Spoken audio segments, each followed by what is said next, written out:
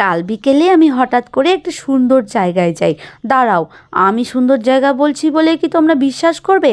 তোমরা নিজের চোখেই দেখে নাও। কি আমি ঠিক বলছি তো? আমি জানি তোমরা যারা প্রকৃতিকে ভালোবাসো তারা কখনোই এই জায়গাকে অসুন্দর বলবে না। ভীষণ সুন্দর, তাই না?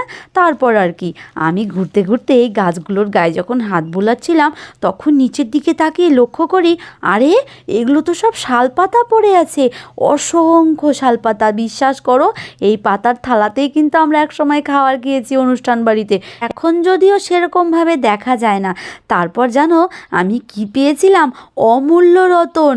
কি বলো তো? এই দেখো, শাল গাছের ফল। অমূল্য রতন বলে আমি ভুল করেছি বলো? আমি কিন্তু 4-5টা কুড়িয়ে এনেছিলাম চারা তৈরি করব বলে। জানো তো, গাছপালা আমাদের ফ্রিতে কত কিছু দিয়ে যায়, অথচ আমরা সেগুলোর মূল্যই দিতে জানি না। আমার তো বেশ পছন্দ হয়েছিল জায়গাটিকে। যাই হোক, এই ভিডিওগুলো করতে করতে আমার মনে পড়ে গেল, আরে কাল তো আমার একটি বন্ধু আমায় কমেন্ট করে বলেছে, দিদিভাই আমার নামটি নিও। আমার নাম হলো মিশু। তো মিশুদা, আপনি কেমন আছেন? সময় বের করে আমার ভিডিও দেখার জন্য আপনাকে অসংখ্য ধন্যবাদ। আর আপনারা সকলে মিলে গাছপালা ভালোবাসেন তো? অবশ্যই বাসবেন।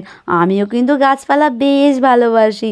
কত সুন্দর প্রাকৃতিক পরিবেশ, তাই না? ভীষণ সুন্দর।